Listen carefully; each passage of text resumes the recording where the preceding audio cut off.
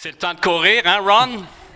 Moi, quand je jouais à la balle, les gars, je frappais un coup sûr, les gens, ils disaient Run, Run. Je sais pas s'ils me disaient Run, court ou court, Run. En tout cas, tu prenais ça au premier degré, puis ça allait, là. Ouais. Et voilà. Bonjour tout le monde. Mon nom, c'est Ron. Dis le courageux. Run. Dans une ancienne vie, oui. OK, parle-nous de ça de ton ancienne vie. Comment ça que tu étais courageux de même? Puis après ça, pourquoi tu es allé... Question de compétition, de se faire valoir, d'être vu, de le paraître et tout ça. C'était moi. Oui, oui. Il fallait que je sois le meilleur, il fallait que je sois en avant de la caravane, comme on dit, puis j'endurais pas quelqu'un en avant de moi. OK. Ouais. Puis là, c'était quoi l'idée, tu sais, parce qu'à Compostelle, il y a quand même pas mal de monde, tu sais.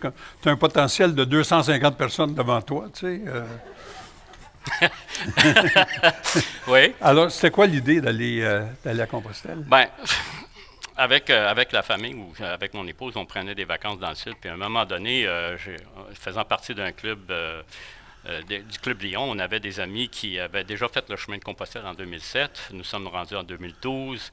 On est tanné de se faire griller, d'être du bacon sur le bord de la plage. Puis on s'est dit, puis avec les coûts inhérents, on s'est dit, ben, y a-t-il quelque chose d'autre? Puis j'ai dit, pourquoi est-ce qu'on ne va pas essayer Compostelle?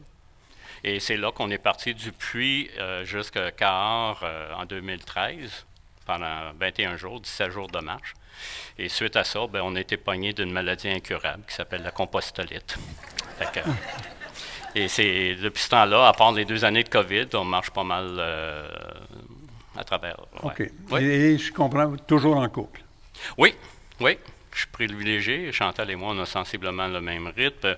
Notre vie ensemble a débuté par le fait qu'on avait tellement de choses en commun, qu'on partageait, qu'on aimait être ensemble.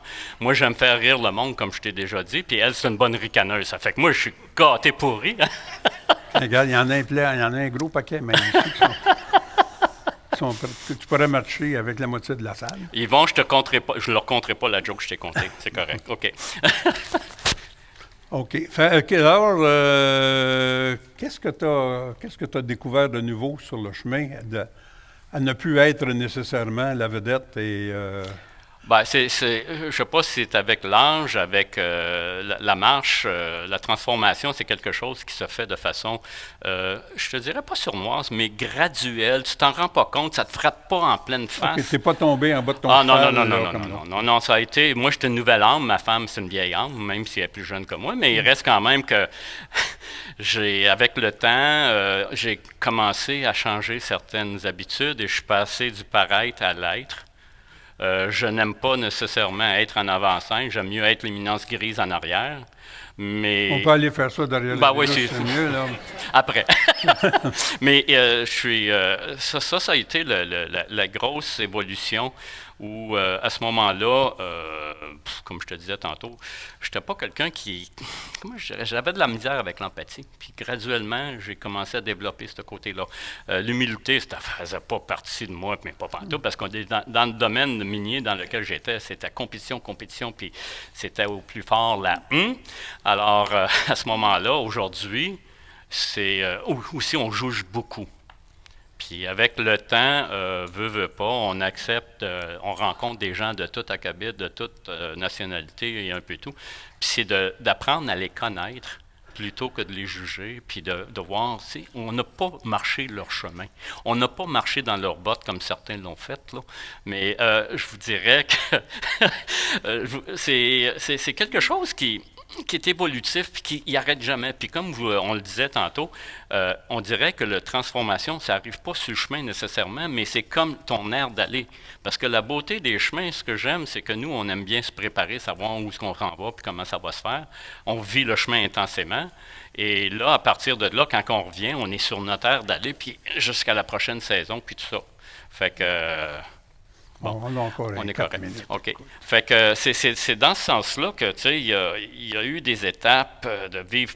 Là, ce que je suis rendu à faire, c'est qu'avant, j'en étais un qui était tellement axé sa production, puis d'être rentable, puis d'être dessus, pour mes employeurs à l'époque, c'était que j'avais la pagette, le cellulaire, l'ordinateur, jusqu'à un moment donné, Chantal a dit, on s'en va en vacances, tu laisses tout ça là, on était là, bon, il n'y avait pas de réseau à l'époque. Fait que là, aujourd'hui, je prends l'opportunité de vivre l'instant du moment à sa pleine valeur. Puis le chemin m'a amené là. Puis ça, pour moi, c'est une grosse transformation par rapport à ce que j'étais, contrôlant, directif, pour avoir été dans le militaire aussi, là, tu sais, le tac, tac, tac. Aujourd'hui, c'est pas mal pas ça, pantoute, que je vis présentement. Fait que la transformation s'est faite sur une décennie. Alors, elle est évolutive, elle va continuer à se faire, j'ose espérer, puis d'avancer dans tout ça.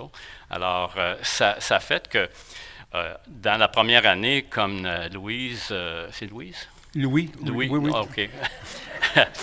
on fait des rencontres, puis la beauté de cette année, entre autres, c'est que les amis que nous avons eus de 2013, 2014, 2015, bien, sur notre chemin de tour cette année, on les a tous revus. Ils sont tous venus nous voir en cours de route à des étapes différentes et tout ça. Et pour moi, ça, c'est une grosse transformation par rapport au contact humain, de créer ces liens durables-là, d'avoir une continuité, une pérennité dans nos relations et tout ça. Puis les seuls couples qui n'ont pas pu, le seul couple qui n'a pas pu venir, ils venaient de l'Australie, sont venus juste avant qu'on parte. Oh, quand même. Ah ouais.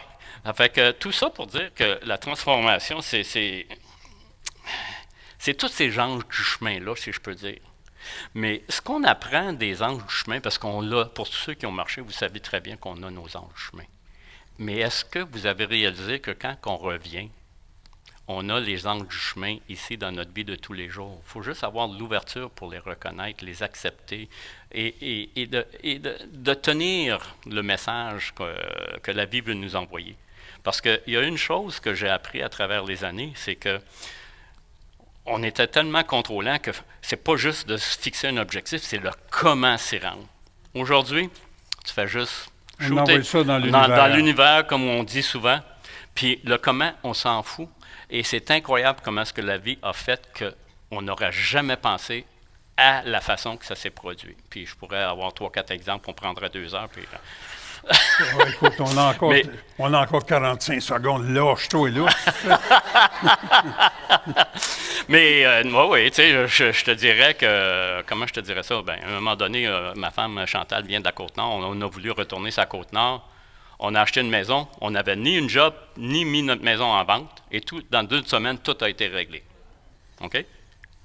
La seule chose, c'est quand on l'a annoncé à ma famille, ils ne m'ont jamais cru parce que c'était le 1er avril. C'est 3 jours plus tard, quand on leur a dit que le déménageur arrivait, puis c'était un de mes chums, puis il ne me chargeait pas cher, là, ils ont compris. Ouais. Mais c'est ça, la transformation, puis c'est évolutif, puis chacun vit sa transformation-là à sa façon, dans sa spiritualité, le sable de tantôt. Là. Et la façon de le faire, ça revient à chacun de le vivre au moment qu'il y a, selon. Puis ton gros camion, puis ton petit camion, puis les affaires de ce genre-là, on est encore là. Je suis parti très, très petit. Je me considère encore petit, mais il y a des grands dans ce monde. Bon. Bravo. C'est ça. Merci.